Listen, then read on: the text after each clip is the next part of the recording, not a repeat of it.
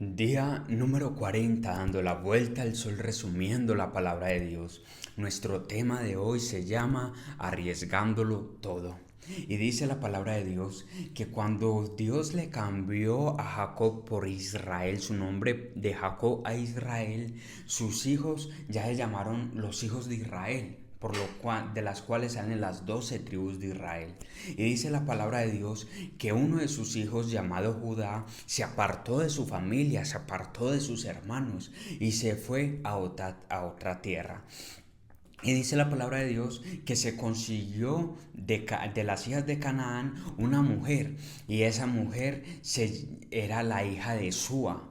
Y dice que de la hija de Súa tuvo tres hijos. El primero era el segundo Onán y el tercero Sela. Y dice la palabra de Dios que Judá decidió conseguirle mujer a su primogénito. Y consigue una mujer llamada Tamar y le entrega a Tamar a Y dice la palabra de Dios que hacía lo malo delante de Dios, era un hombre malvado, era un hombre malísimo. Y Dios decidió acortarle la vida a Y saben, vemos que eso pasa hasta el día de hoy, cuando hay hombres malos, cuando hay jóvenes que se están descarriando, Dios acorta la vida de los hombres o también alarga la vida de los hombres. Y vemos que cuando le quita la vida a hay un decreto que se hacía en la antigüedad, que cuando no había descendencia de un hijo, se le entregaba a su esposa a uno de sus hermanos para que le diera descendencia. Y esto era obligatorio, no era algo bizarro, era algo que tenían que hacer porque la idea es que cada persona, cada mujer de su familia si tuviera descendencia a futuro. El tal es que se le entrega Tamar a su hermano Onán. Y dice la palabra de Dios que Onán no quería repartir los bienes de él ni lo que le habían dejado de su hermano, de la herencia de su hermano, no la quería dar a la descendencia de Tamar. Entonces él, cuando tenía relaciones con Tamar, decía que cuando iba a depositar la semilla, no sé si me entienden, en palabras más o menos escuetas, las echaba a la tierra. O sea, no se llegaba totalmente dentro de Tamar, sino que llegaba y botaba su semilla para dar hijos en la tierra, para no darle descendencia a su hermano el que había muerto. Y dice la palabra de Dios que desagradó delante de Dios que Onán no quisiera darle descendencia a Tamar. Y dice que también le quitó la vida a Onán. Y había quedado el hijo menor de Judá, que era Sela. Y Sela dice que era tan joven que le dijeron a Tamar: ve y vístete con tus vestidos de tu viudez y vuélvete a la casa de tu padre, y cuando Sela crezca te lo daremos por esposo, no sea que Sela, estando joven, muera también. Entonces Sela comenzó a crecer y Tamar, viendo que Sela ya había crecido, no se lo daban por esposo, y se pasó el tiempo de darle a Tamar a Sela, y dice que Tamar quedó en el olvido. Y cuando vemos que Tamar había quedado en el olvido, pasó un hecho que uno dice las ironías de la vida. Resulta que a Judá se le murió su esposa, la hija de Súa. Y cuando murió su esposa, Judá se consoló de la muerte de su mujer, y un día, llevando sus ovejas a esquilarlas, a motilarlas, a esquilar sus ovejas, dice la palabra de Dios que él subió a Timnat, que quedaba en Canaán, a Timnat, pero en el camino hacia Timnat había un sitio que se llamaba Enaim, y le habían dado aviso a Tamar que su suegro iba a subir a esquilar las ovejas a Timnat. Entonces ella se arrebozó, se quitó los vestidos de su viudez y se puso bonita y se cubrió su rostro. Y dice que se puso en el camino de Enaim, llegando a Timnat.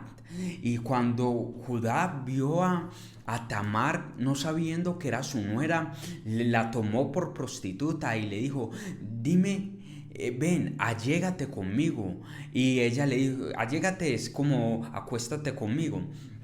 El tal es que ella le dijo, ¿qué me darás? Y Judá le dijo, te mandaré un cabrito de una oveja de las mías, porque te allegues conmigo. Y ella le dijo, bueno, pero entonces, de aquí a que me traigas el cabrito, para que yo sepa que vas a cumplir tu promesa, quiero que me des tu báculo, tu cinto y tu sello. Y él le convino con ella y le entregó el báculo, el cinto y el sello, que son cosas muy representativas. Acuérdese, el sello literalmente es como un acta de propiedad, está afirmando que un trato se está haciendo y ese trato va respaldado con un sello de una casa. El cinto es un compromiso, es similar al sello, pero el cinto representa un compromiso hecho entre dos o tres personas, entre las personas. Y el báculo es un sello de autoridad. Y cuando le tomó estas tres cosas, dice que Judá se allegó, o sea, se acostó con Tamar y que le dio descendencia de ese encuentro furtivo. O sea, quedó embarazada. Y yéndose Judá delante de Tamar, dice que ella se quitó los vestidos con los que se encontró a su suegrito y se puso otra vez los vestidos de la viudez, pero no pudiendo ocultar el estómago de que estaba embarazada y estaba embarazada de gemelos. Dice la palabra que la descubrieron y le mandaron aviso a Judá diciéndole, tu nuera Tamar, he aquí está embarazada de sus muchas fornicaciones, diciéndole que era una promiscua. Y lo primero que hace Judá es decirle, tráigalan y quémelan, porque acá no pueden haber promiscuas ni mucho menos mujeres que hagan lo malo delante de Dios. Irónicamente, Judá se fue a acostar con una mujer pensando que era una prostituta, llevando más pecado que ella. El tal es que cuando llevaban a Tamar para matarla y enjuiciándola, yo me imagino todos alrededor, bueno, sí, quémela a esta mujer, que es una adúltera, una promiscua. Y cuando la hallan en camino, Tamar manda a decir a Judá, mira, dile a Judá que el hombre que es este cinto, este báculo y este sello es el padre de estos niños que tengo en el vientre. Yo creo que no sabían que eran gemelos, pero estoy embarazada.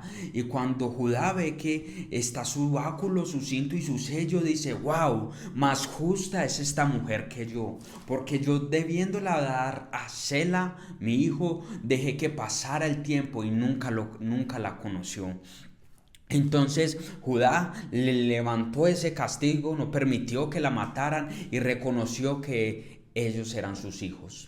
Y saben, esta historia nos cuenta de una mujer que se atrevió en valentía sabiendo que la iban a matar, porque no, el hacer este tipo de cosas, el quedar embarazada sin saber quién era el padre, sin haber estado casada, resulta que es un acta de muerte. Ella estaba arriesgándolo todo, ella estaba poniéndose en un lugar muy peligroso. Y saben, Dios respaldó a Tamar. Dios la respaldó porque cuando ella no se fue a buscar descendencia de otras personas, ella fue y buscó descendencia de la misma casa de su familia. Y esto se le contó como una obra de justicia. Si ella hubiera querido, hubiera tomado descendencia buscando cualquier hombre por ahí, pero ella decidió, no, yo quiero permanecer en el propósito de Dios para mi vida. Y ella decidió que la casa de Judá tuviera esa descendencia. Y la tomaron por mujer justa. Y saben, el tener el cinto, el báculo y el sello son cosas muy importantes. Ella cuando tomó esas tres cosas de Judá estaba diciendo que esa relación que había tenido, que ese encuentro furtivo que había tenido, estaba buscando también que tuviera una aprobación, un sello delante de los hombres y delante de Dios. Y Dios la bendijo tanto que de sus dos hijos que le nacieron, dice que el primero que sacó la mano para salir de primero, dice que le ataron un cinto porque dijeron, este es el primogénito. Y volviendo a meter su mano, los dos niños pelearon en su vientre por quién era el que iba a nacer de primero. Y salió el primero, pero salió sin cinto en su mano. ¿Y saben qué? Dijo su madre, wow, qué brecha te has abierto. Y sí, había una brecha muy importante porque le llamaron su nombre Fares. Y dice la palabra de Dios que de Fares viene toda la descendencia hasta David, el que mató a Goliat. Y dice que de Fares llegó a David, y de David llegó nuestro Señor Jesucristo. Y vemos que Dios bendijo a Tamar, poniendo la descendencia de nuestro Señor Jesucristo en su descendencia de Fares. Y después nació su segundo hijo, el que le pusieron el hilo en su mano pensando que iba a ser el primogénito, y le llamaron Sara. ¿Saben, mi gente?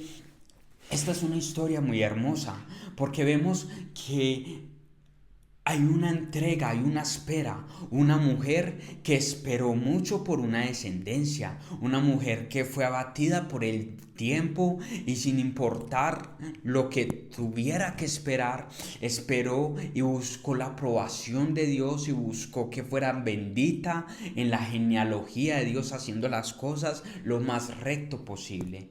¿Saben? Dios se agrada de la gente que arrebata la bendición. Cuando nosotros vemos estas historias, dice, wow, esto es un acto pecaminoso, como esto se ve un acto incestuoso.